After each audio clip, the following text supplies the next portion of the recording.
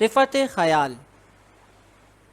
رفت خیال پستی حیات میں پیدا نہیں ہو سکتی. پاکیزگی افکار کے لیے پاکیزگی کردار ہونا لازمی ہے. حسن خیال کسی کوشش کا نام نہیں، کسی جستجو کا مقام نہیں، محض تمنا تخیل یا حسن تخیل کا ذریعہ نہیں. عرفہ خیال عنایت ہے، عطا ہے، فضل ہے، اور یہ عطا گناہگار اور خطا کار کے لیے قطعاً نہیں. لطافت خیال کو اگر جبریل کہہ دیا جائے تو نزول افکار عالیہ یا نزول جبریل کسی کافر یا گمراہ کے لیے نہیں. جبریل ماننے والوں اور مقدس نفوس کو دولت افکار کے خزانے مہیا کرتا ہے. ناپاک زندگی پاکیزہ خیال سے محروم رہتی ہے. رفت خیال کو جاننے سے پہلے یہ دیکھنا چاہیے کہ پستی حیات کیا ہے، وہ کون سا انداز حیات ہے جس کے نصیب میں تخیل کی بلندی یا رفت خیال نہیں ہے. لالچ یا لوبھ انسان کی زندگی کو پست کر دیتا ہے. اشیاء کا حصول، مال کی تمنا، مرتبوں کی حسرت انسان کو اور انسان کے باطن کو صحرا کی ویرانیاں عطا کرتے ہیں.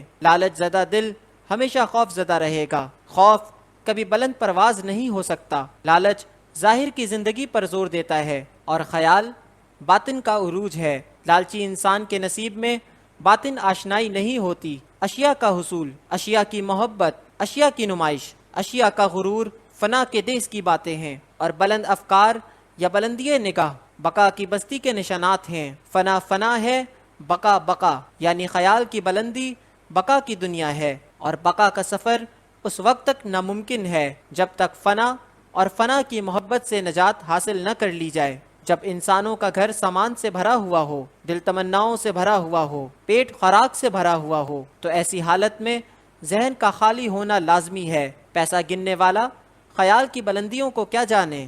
بلند خیال انسان اشیاء کے حصول اور اپنے حصول پر غرور سے آزاد ہوتا ہے. وہ جانتا ہے اگر مکان اپنے مکینوں کی پہچان ہے تو مکین مر چکے ہیں، ان کا ہونا نہ ہونے کے برابر ہے. ان کا مکان ان کے اپنے آپ سے زیادہ اہم ہے، ان کا حاصل ان کی اپنی زندگی سے زیادہ ضروری ہے. بس یہی رکاوٹ ہے بلند خیالی میں. بلند خیال انسان اپنے مکان کی خود پہچان ہے. وہ جہاں بھی رہے وہ جگہ اس کے دم سے پہچانی جائے گی. بلند خیال مکین اپنے مکان کی خود ہی زینت ہے. اسے کسی اور شے کی ضرورت نہیں جس سے مکان کو سجایا جائے. اس نے اپنے مکان کو اپنی ذات سے عزت بخشی اور اپنے آپ کو بلند خیالی سے معزز کیا. وہ اس دنیا میں رہتے ہوئے کسی اور دنیا میں رہتا ہے. پست خیال انسان اپنے وجود کو پالتا ہے اور بلند خیال انسان اپنے وجود کو اجالتا ہے. وہ خود سوز دوام کے سفر پر رہتا ہے. پست خیال انسان آکاش بیل کی طرح خود پھیلتا ہے اور دوسروں کو پھیلنے سے روکتا ہے. وہ دوسروں کو ان کے حقوق سے محروم کر کے اپنے نفس کی تسکین چاہتا ہے. بلند خیال انسان شمع کی طرح جلتا ہے اور روشنی دیتا ہے. جلتا ہے، روشن رہتا ہے. بلند خیالی روشنی ہے. وہ روشن رہتا ہے، روشن کرتا ہے اور پھر اپنے اصل کی طرف یعنی نور کی طرف رجوع کر جاتا ہے. اس کی زندگی دوسروں کے لیے اور دوسروں کے دکھ اپنے لیے. وہ بلند خیال ہے. پست خیال کو ہم خیال بنانا اس کا دین ہے، اس کا مذہب ہے، اس کا منصب ہے. ہر پست خیال خود غرض ہوتا ہے اور ہر بلند خیال بے غرض. بہرحال حصول اور وصول کی تمنا انسان کو پستی میں جکڑ دیتی ہے. پست انسان سے اگر اللہ پوچھے کہ تم کو بہشت میں بھیجوں یا دوزخ میں، تو فوراً کہہ اٹھے گا جناب جہاں 2 پیسے کا فائدہ ہو وہیں بھیج دو. فائدہ پست انسان کا پسندیدہ شغل ہے. وہ ہر بات میں فائدہ تلاش کرتا ہے، ہر کام میں فائدہ. وہ فائدے حاصل کرتا رہتا ہے اور زندگی ضائع. فوری فائدہ اسے اصل فائدے سے متعارف ہی نہیں ہونے دیتا. اصل فائدہ زندگی آسان ہو، سادہ ہو، پرسکون ہو، اندیشوں سے آزاد ہو، دشمنوں سے نجات ہو. زندگی بھی آسان ہو اور موت بھی آسان. یہ زندگی بھی آسان اور وہ زندگی بھی آسان. پستی افکار مابعد کو فراموش کر دیتی ہے. انسان اپنا مستقبل محفوظ کرنا چاہتا ہے، لیکن مستقبل قریب یعنی اپنے ہونے تک کا مستقبل، حالانکہ اس کا مستقبل، اس کا قریب کا مستقبل، اس کا مابعد قریب کا مابعد، اس کی اولاد بھی ہے. اولاد بھی انسان کا مابعد ہے، قریب کا مابعد. بلند خیال انسان اپنے اس مابعد کو بھی توجہ دیتے ہیں. یہ درست ہے کہ بلند خیال یا بلندی خیال یا رفت خیال وراثت نہیں چھوڑتا، لیکن بلند فکری کا اصل نقطہ اصلاح فکر ہے. صاحب خیال اپنی اولاد سے مقابلہ نہیں کرتا، حصول اشیاء کا مقابلہ۔ وہ اپنی اولاد کو دعوت نگاہ دیتا ہے، دعوت خیال دیتا ہے، اولاد کو اس کی فطری صلاحیتوں کو بیدار کرنے میں مدد دیتا ہے۔ اگر بیٹا باپ کی فکر، باپ کے تخیل اور باپ کے حسن خیال کا شاہد نہ ہو تو دونوں کا مابعد خطرے میں ہے، لیکن ایک استثناء کے ساتھ۔ اگر باپ نو ہو تو بیٹا باپ کے حسن خیال سے محروم بیٹا طوفان کی نظر ہوگا، باپ کی دعا اسے بچا نہیں سکتی۔ اگر بیٹا ابراہیم ہو تو اپنے حسن خیال کے وثوق سے باپ کو دعوت دے اور انکار کی صورت میں صنم خانہ آزری تباہ و برباد ہو جائے۔ بہرحال حسن خیال دعوت خیال ہے، اور یہ دعوت محبت اور ہمدردی سے دی جاتی ہے۔ لوگوں کو آنے والے زمانوں کی طرف اشارے کیے جاتے ہیں، گزرے ہوئے زمانے دہرا کر سنائے جاتے ہیں۔ لوگوں کو ہوس پرستی اور ذات پرستی یعنی خود پرستی کے خوفناک نتائج سے آگاہ کرنا بلند نظری کا مطمع نظر ہوتا ہے۔ غیروں کو محبت سے دعوت دی جاتی ہے، اپنوں کو صرف اطلاع ہی کافی ہے، اور اگر اپنے قبول نہ کریں تو اپنے کیسے اپنے جدا کر دیے جاتے ہیں۔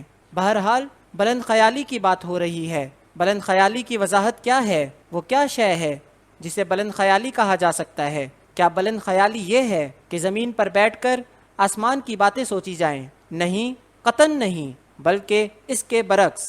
بلند خیالی یہ ہے کہ زمین پر بیٹھ کر یہ نہ بھولنا کہ ہم زمین پر بیٹھے ہیں، اور زمین پر بیٹھنے والے خواہ کتنا ہی اکڑ اکڑ کر چلیں آخر زمین کے اندر سما جاتے ہیں۔ مطلب یہ نہیں کہ ہم زمین پر چلنا چھوڑ دیں اس لیے کہ اس کے اندر سما جانا ہے، نہیں، قطعاً نہیں۔ صاحبان خیال اپنے اعمال کا خیال رکھتے ہیں، وہ اتنا بوجھ اٹھاتے ہیں جس سے سفر آسان رہے۔ ہر شے ہر وقت حاصل کرنے کی تمنا لا حاصل ہے۔ رفت خیال اثار میں پلتی ہے۔ اثار دراصل فروغ خیال کا واحد ذریعہ ہے، مجبوری ہے۔ مجبوری یہ ہے کہ رفت خیال خوش خیالی یا خوش فہمی نہیں، رفت خیال اظہار میں ضرور آتی ہے، اور اس اظہار سے لوگوں کے لیے منفیت ہے۔ صاحب خیال کے لیے خیال صرف سوز ہے، وجدان ہے۔ خیال خیال نہیں ہے، جذبہ ہے۔ سورج کے پاس دنیا کے لیے روشنی ہے، اپنے لیے آگ، آگ، الاؤ، تپش، سوز، جلنا اور مسلسل جلنا۔ تو مجبوری یہ ہے کہ اگر انسان بخیل ہو تو اسے رفت خیال کیسے مل سکتی ہے؟ اسے سورج کون بنائے گا جو روشنی دینے سے انکار کرے؟ مزاج میں سخاوت اور ایثار نہ ہو تو کبھی رفت خیال نہیں مل سکتی۔ رفت خیال اپنے پاس رہے تو خیال نہیں رہتا، اپنا خیال دینے سے اپنا کہلاتا ہے۔ مجبوری یہ ہے کہ زندگی کے تمام اثاثوں میں، تمام خوبیوں میں، تمام حاصل میں سب سے قیمتی، سب سے اعلیٰ شے حسن خیال ہے۔ جو شخص کسی کو اپنا مال جو خیال کے مقابلے میں کمتر اثاثہ ہے نہیں دے سکتا، وہ کسی کو بلند خیالی کیسے دے گا؟ اور بلندی خیال نہ دینے والا بلندی خیال رکھ نہیں سکتا، یعنی جس کے مزاج میں دینا نہیں ہے اس کے نصیب میں بلند خیالی نہیں۔